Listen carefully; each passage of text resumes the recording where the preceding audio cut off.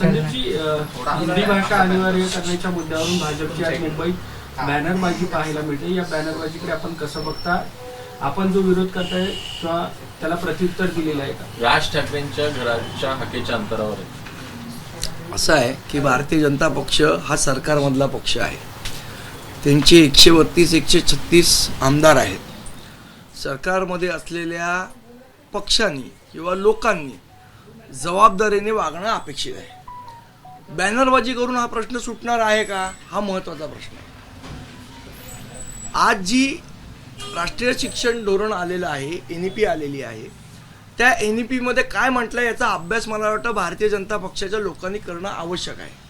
त्यामध्ये स्पष्ट म्हटलेलं आहे की एक मीडियम ऑफ इन्स्ट्रक्शन म्हणजे ज्याला आपण म्हणतो माध्यमाची भाषा, म्हणजे इंग्रजी माध्यम आहे का मराठी माध्यम आहे, त्याप्रमाणे पहिली भाषा जी सक्तीची आहे.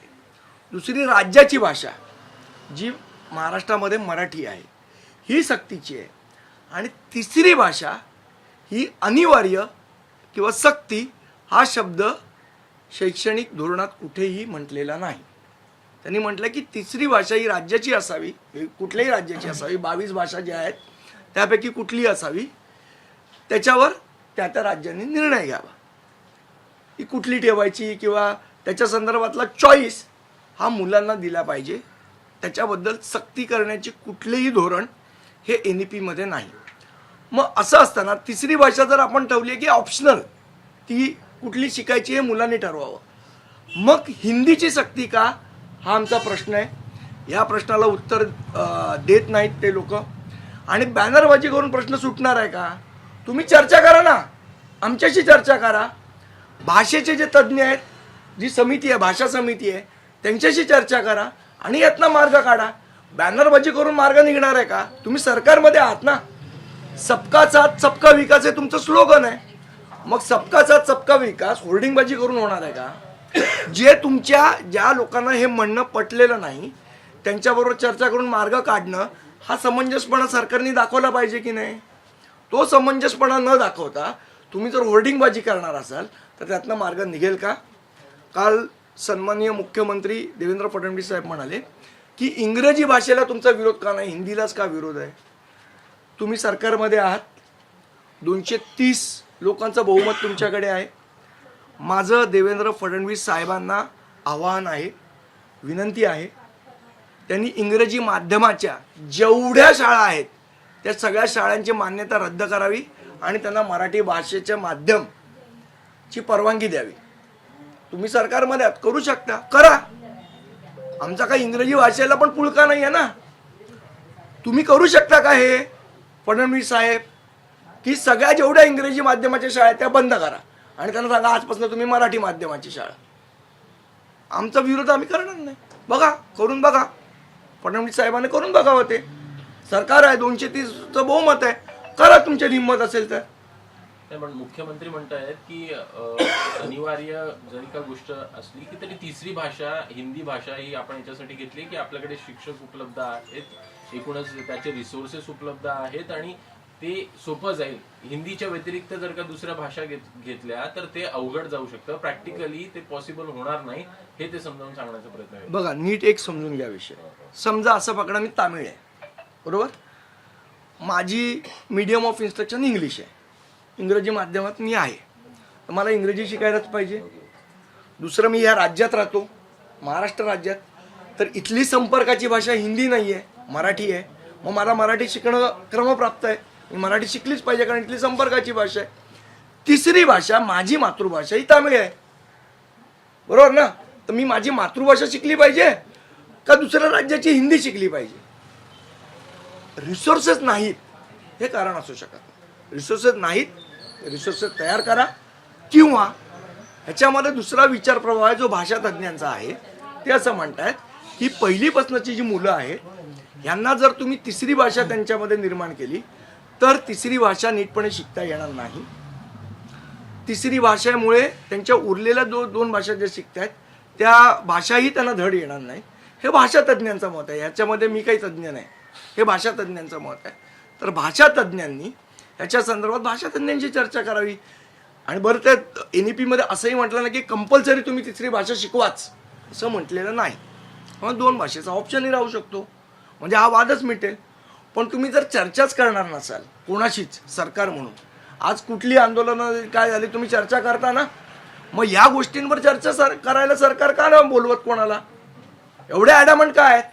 तुम्ही होर्डिंगबाजी करून यातनं मार्ग निघणार आहे का की चर्चा करून मार्ग निघणार आहे? चर्चेसाठी बोलवा, आम्ही चर्चेसाठी तयार आहोत, पण तुम्ही चर्चाच करायची नाही आणि जबरदस्ती करायची, हे धोरण काही योग्य नाही. पण मुख्यमंत्र्यांनी एक पाऊल मागे घेतलं असं वाटतंय. काल ते त्यांचं विधान आलेलं आहे की आम्ही सक्ती केलेली नाहीये. बघा, म्हणणं वेगळं आणि GR वेगळा. GR मध्ये तुम्ही सक्ती शब्द वापरलाय ना, मग तुम्ही म्हणत काही असेल त्याला काय अर्थ उरत नाही. GR मधनं तो शब्द काढून टाका, वाद मिटला. GR तुम्हीच काढू शकता ना, सरकारच GR काढू शकता ना. सरकारने नवीन GR काढावा आणि सक्ती शब्द काढून टाकावा. आम्ही स्वागत करू, जाऊन सत्कार करू त्यांचा. मधु मंगेश कर्णिकांसारखे साहित्यिक देखील म्हणतात की हिंदी भाषेची सक्ती आमच्यावरती करू नये. बघा कसं आहे, आमचा कुठल्या भाषेला विरोध नाही. हे जे आजचे मराठी भैया आहे त्यांच्यापेक्षा जास्ती हिंदी आम्हाला चांगलं कळतं. आम्ही साहित्य वाचलेलं आहे. मैथिली शरण गुप्त असेल, हजारी प्रसाद द्विवेदी असेल, सुभद्रकुमारी चव्हाण असतील, रामधारी सिंह दिनकर असतील, या सगळ्यांचं साहित्य आम्ही वाचलं आहे. त्याच्यासाठी आम्ही पहिलीपासून हिंदी नाही शिकलो, 5वीपासून शिकलो. कुठली भाषा शिकणं याच्यावर आमचा विरोध नाही. भाषेची सक्ती करणं, या सक्ती या शब्दाला आमचा विरोध आहे. सुरुवातीला मला असं वाटतं जर राजसाहेबांचं तुम्ही हिंदी भाषण बघितलं असेल जे त्या उत्तर भारतीयांच्या ह्याच्यात दिलं, तर राजसाहेबांनी एवढं चांगलं हिंदी हे मला असं वाटतं आजच्या तारखेला कुठल्याही मराठी कुठल्या नेत्याचं असेल असं मला वाटत नाही. मंत्री योगेश कदम यांनी राज ठाकरे यांना सल्ला दिलाय की तुम्ही जर हात पुढे केले तर भविष्यात तुमचेच पाय खेचले जाईल. सोड विषय. आता जो विषय आहे ना 2 भावांचा, तो आता सन्मान्य राजसाहेब परदेशात आहेत, ते बाहेर ते जेव्हा येतील तेव्हा त्याच्या संदर्भातलं ते भाष्य करतील. सामनामध्ये अग्रलेख पण मी तुम्हाला पुन्हा एकदा सांगितलं की हा जो काय विषय 2 दिवस चाललेला आहे त्या विषयावर जी भूमिका मांडायची ती सविस्तरपणे मांडलेली आहे. आता ह्याच्या पुढचं जे असेल ते सन्मान्य राजसाहेब जेव्हा परदेशातनं परत येतील तेव्हा त्याच्यावर बोलतील. सुरुवातीला तुमच्याकडून एक बॅनर लागलं शिवसेना भवन चौकात, आता भाजपकडून बॅनर लागलं. एकंदरीतच हा मनसेला डिवचण्याचा प्रकार आहे का भाजपकडून? नाही, त्याने मी तेच म्हटलं ना, हा थिल्लरपणा करून काय, म्हणजे तुम्ही सत्तेतले पक्ष आहात, तुम्हाला सरकार चालवायचं आहे. सबका साथ सबका विकास ही तुमची स्लोगन आहे. बॅनरबाजी करून विकास साधला जाणार आहे किंवा मार्ग निघणार असेल असं जर भारतीय जनता पक्षाला वाटत असेल तर एक नाही अजून 1000 बॅनर लावावेत त्यांनी, पण त्यातनं मार्ग निघणार आहे का? तुम्हाला मार्ग हा चर्चा करूनच काढावा लागतो लोकशाहीमध्ये. तुम्ही चर्चेला तयार होणार नाही आणि बॅनरबाजी करणं जर तुम्हाला वाटत असेल योग्य आहे तर त्यांनी ते करावं, तो त्यांच्या पक्षाचा विषय. राज ठाकरेंकडनं महाकुंभच्या पाण्यासंदर्भात जे वक्तव्य केलेलं होतं त्या संदर्भात आता शंकराचार्यांनी एक वक्तव्य केलेलं आहे राज ठाकरे यांच्याबद्दल. त्यांचं म्हणणं आहे की मन आणि मेंदूमध्ये घाण भरली आहे आणि त्यांना सर्वत्र घाणच दिसून येते. सोडा, शंकराचार्य खूप आदरणीय व्यक्ती आहेत, त्यांचे विचार त्यांच्या भाषेत. मला असं वाटतं त्यांचं राजसाहेबांचं भाषण काय आहे त्यांना समजलं नसेल म्हणून त्यांनी हे वक्तव्य केलं. त्यांनी एकदा समजून घ्यावं काय म्हणालेत ते. गंगा प्रदूषित आहे की नाही याचं उत्तर पहिले शंकराचार्यांनी द्यावं. मग आमच्या मेंदूत घाण आहे का अमृत आहे ते त्यांना नंतर कळेल. राज ठाकरे आणि आशिष शेलार यांच्यामधला जे मला कल्पना नाही, मला कल्पना नाही. तुमच्याकडनं स्वतः मला शेलार यांच्याबद्दल तो टीका करण्यात ज्या पद्धतीची टीका त्यांनी साहेबांवर केली त्या टीकेला ते उत्तर होतं. माझ्या दृष्टीने तो विषय तिथे संपलेला आहे. ह्याच्या पुढे जेव्हा राजकीय टीका होईल आम्ही राजकीय उत्तर देऊ. वैयक्तिक टीका करू नये ही आमची भूमिका होती. पण आशिष शेलारांचं असं म्हणणं की आमचे वैयक्तिक मित्र वगैरे आता हे शब्द पुरेसे झाले, तो त्यांचा निर्णय, मी काय बोलू त्याच्यात. पण कुठेतरी दुरावा वाढतो. पण तो त्या दोघांचा विषय आहे ना, त्याच्यामध्ये मी कसं बोलणार. आता तुमचं आणि यांच्या विषयात मी बोलणं योग्य ठरणार नाही ना, तर तुम्ही बोललं पाहिजे. बीडमध्ये छेडछाड प्रकरणी एका तरुणीने आत्महत्या केली. 1 महिना उलटलेला आहे, मात्र अजूनही कुटुंब न्यायाच्या प्रतीक्षेत आहे. कसं पाहता बीड मधले असे अनेक प्रकरण आपल्याला? नाही, बीड हा विषय खूपच गंभीर आहे माझ्या मते. त्याच्यावर योग्य ती पावलं सरकारने उचलली पाहिजेत. आता तर अजितदादा तिचे पालकमंत्री आहेत, त्यांनी सगळे विषय ते गांभीर्याने घेण्यासाठी प्रसिद्ध आहेत, त्यांनी घेतलं पाहिजे. 26 तारखेला आपलं प्रतिसभागृह हे महानगरपालिकेच्या समोर जे पत्रकार भवन आहे तिथल्या 3ऱ्या मजल्यावर आपण आयोजित केलेलं आहे. यासाठी आजच मी सर्व राजकीय पक्षाचे जे मुंबई अध्यक्ष आहेत किंवा मुंबई प्रांत बघतात किंवा ज्यांच्यावर मुंबईची जबाबदारी आहे अशा सगळ्यांना आम्ही पत्र लिहितोय आणि त्यांना विनंती करतोय की त्यांनी त्यांचा प्रतिनिधी त्या सभागृहात पाठवावा, जेणेकरून मुंबईच्या ज्या नागरी समस्या आहेत याच्यावर कुठलीही चर्चा होत नाही, त्या चर्चेचं एक व्यासपीठ तयार होईल आणि प्रशासनाला निदान मुंबईच्या खऱ्या समस्या काय ते कळेल, त्याच्यावर मार्ग काढण्यास जर चर्चा चांगली झाली तर त्याच्यावर मार्ग सुद्धा निघू शकतो. शेलारांना निमंत्रण पाठवलं सगळ्यांना. सध्या पाणी प्रश्न फार जटिल झालाय मुंबईमध्ये. मुंबईतलं पाणी नेमकं पितंय का?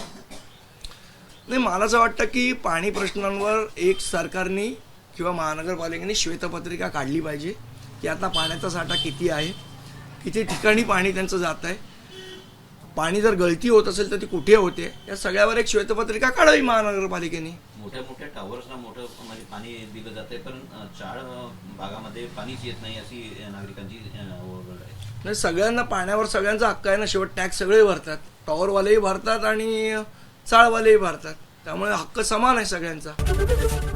एबीपी माझा, उघडा डोळे बघा नीट.